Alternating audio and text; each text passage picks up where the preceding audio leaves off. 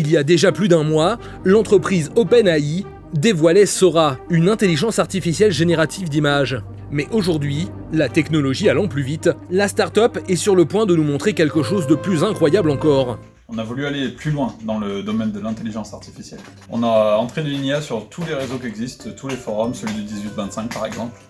Bon, du coup elle est un peu antisémite, mais c'est pas grave, c'est une IA. ChatGPT c'est vraiment le passé. Nous avec Sora on va beaucoup plus loin. Vous pouvez nous faire une petite démonstration ?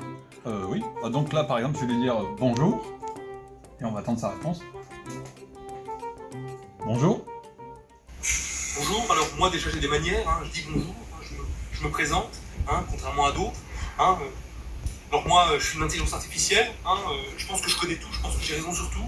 Voilà, et tous ceux qui ne sont pas d'accord de toute façon ils ont tort parce que c'est moi qui détiens la vraie raison. Voilà. Parce que moi ce que je fais c'est du travail d'analyse.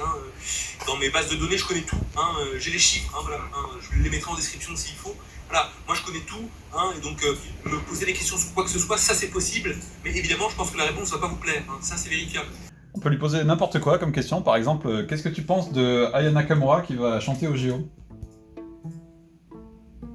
Alors, je pense que le fait que Macron ait voulu proposer Aya Nakamura pour chanter à l'ouverture des JO, c'est à la fois une provocation et à la fois une méconnaissance totale du sujet. En même temps, il aurait proposé n'importe quelle chanteuse à la con, non racisée comme Juliette Armanet, ou Clara Luciani, ça aurait aussi fait pleurer dans les chaumières. En fait, de cette manière, Macron, qu'est-ce qu'il fait ? Il fait en sorte de continuer de diviser les gens, parce que ça il est bien, mais du coup, personne ne le cible, lui, en tant que mauvais choisisseur. Ce qui se passe, c'est qu'effectivement, Aya Nakamura est pointée du doigt. On dit, ouais, elle chante pas bien, il n'y a pas moyen de tcha. Oui, ça, d'accord, ça, je peux l'entendre. Mais en attendant, je pense qu'elle n'a rien demandé. À mon avis, comme la plupart des gens, elles sont pas totalement les couilles des JO, moi le premier.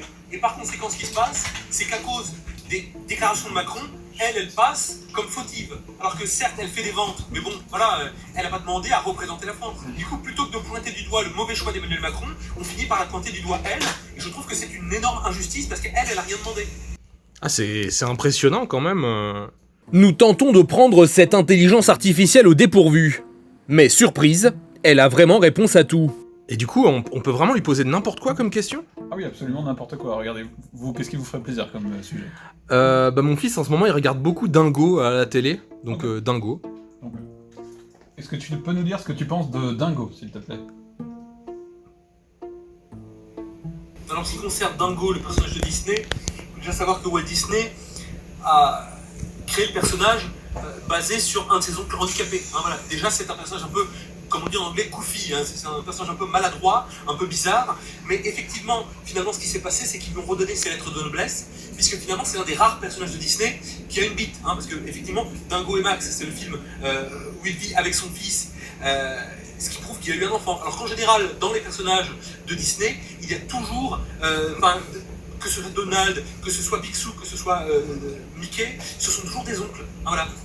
Ils n'auront jamais créé de filiation propre, mais là pour Dingo, on ne sait pas pourquoi ils ont choisi de faire en sorte qu'il ait un fils. Voilà, donc ça c'est vérifiable, il y a des films, il y a une série, La Bande à Dingo, d'ailleurs même Patibulaire a un fils, ça c'est vérifiable, alors que Mickey, Donald et tous les autres, ça ils continuent de rester des célibataires sans enfants, finalement. D'ailleurs je me permets de vous chanter les paroles de La Bande à Dingo, La Bande à Dingo c'est de l'amitié plein de cœur, voilà, ça c'est vérifiable, c'est dans la chanson, c'est pas moi qui le dis. Le propos est maîtrisé et ressemble à ce que pourrait penser une véritable personne.